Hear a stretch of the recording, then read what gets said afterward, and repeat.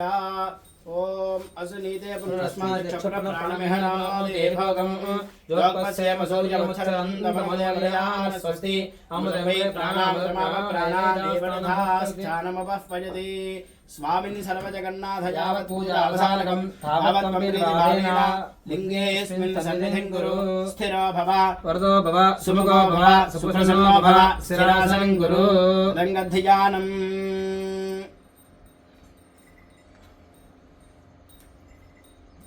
మహాలింగార్చనలో భాగంగా ఈరోజు చక్కగా మా కార్తీక మహాపౌర్ణమి రోజున ఈ యొక్క గోశాలలో చక్కగా ఆ యొక్క మహాలింగార్చన కార్యక్రమం చేసుకుంటున్నాము.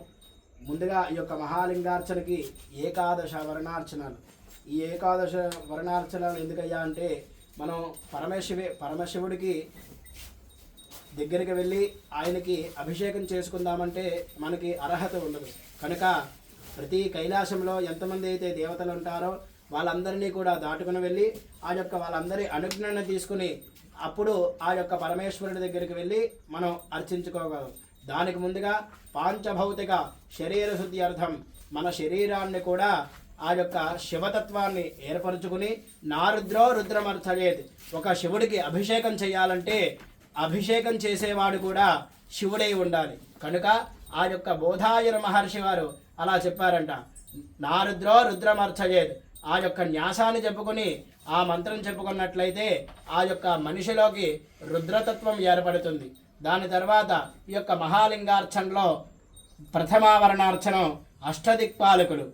ఈ స్వామికి 4 వైపులా 8 వైపులా కూడా అష్టదిక్కులందు కాపలాగా ఉంటారంట ఈ యొక్క కైలాసంలో.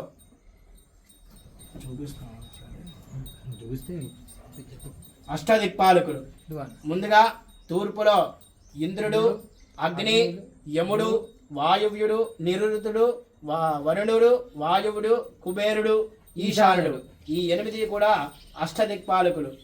ఇవి పూజ చేసుకుని సద్యోజాతాది ఆ యొక్క వీళ్ళకి అర్చన చేసుకుని వీళ్ళ అనుజ్ఞను కోరి రెండో ఆవరణార్చనలోకి వెళ్తాం. రెండో ఆవరణార్చనకు వచ్చేసి త్రిశూల లింగేశ్వరుడు. 3 లింగాలు చొప్పున 24 లింగాలు ఉంటాయి. ఈ యొక్క లింగాలు త్రిశూల లింగేశ్వరుడు.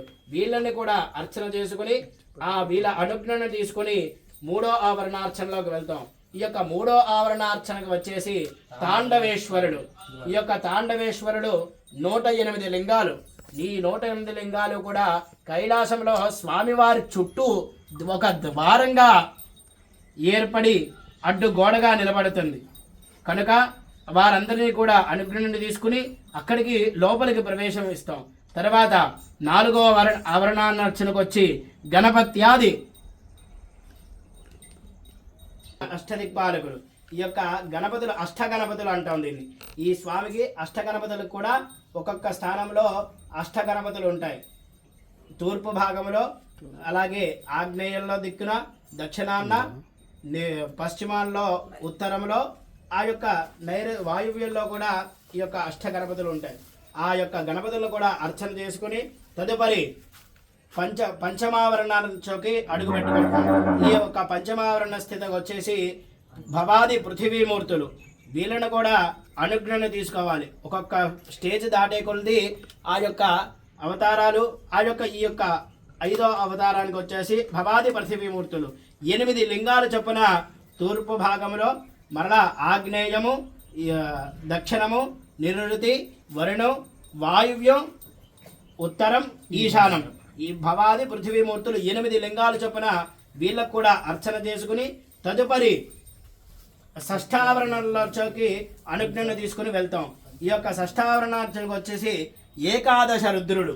వీళ్ళు ఏకాదశ రుద్రులు కూడా వీళ్ళని అర్చన చేసుకుని ఆ యొక్క షష్ఠావరణార్చనం కంప్లీట్ చేసుకుని మనం సప్తమావరణలోకి అనుజ్ఞను తీసుకుని వెళ్తాం. సప్తమావరణార్చనకు వచ్చేసి 25 లింగాలు చొప్పున సత్యోజాత బ్రహ్మ, అలాగే వామదేవ బ్రహ్మ, తత్పురుష బ్రహ్మ, అఘోర బ్రహ్మ, ఈశాన బ్రహ్మ, ఈ 5 కూడా సత్యోజాతాది పంచబ్రహ్మలు. వీళ్ళని కూడా ఈ యొక్క లింగార్చన చేసుకుంటాం. ఆ యొక్క పరమేశ్వరుడి దగ్గరికి వెళ్ళి మాకు అంతా కూడా అభీష్ట సిద్ధిని కలిగించేలాగా చేయమని వాళ్ళని ప్రార్థించుకుని అష్టమావరణంలోకి అడుగు పెడతాం. ఈ యొక్క అష్టమావరణ స్థితం వచ్చేసి షట్టారకులు 6 రూపాల కింద 6 లింగాలలో ఆ యొక్క ఆవాహన ఉంటారంట. వీళ్ళను కూడా అనుజ్ఞని తీసుకుని ఆ నవమావరణంలో చోకి 9వ ద్వారానికి వెళ్తాం. ఆ యొక్క 9వ ద్వారంలో దక్షిణామూర్తి వారు వెళ్తారు. దక్షిణామూర్తి ఉండి, స్వామి మేము ఈరోజు మహాలింగార్చన చేసుకున్నాం, నీ యొక్క అనుజ్ఞ ఇస్తే తదుపరి శివుడి దగ్గరికి వెళ్ళి అభిషేకం చేసుకుంటాం అనగానే చక్కగా ఆయన్ని ఆవాహన చేసుకుని ఆయనకు పూజించుకుని తదుపరి దశమావరణంలోకి 10వ ద్వారం దగ్గరికి వెళ్తాం. ఆ యొక్క 10వ ద్వారం దగ్గర ఎవరయ్యా అంటూ ఉంటారంటే మహాత్రిపుర సుందరి అమ్మవారు.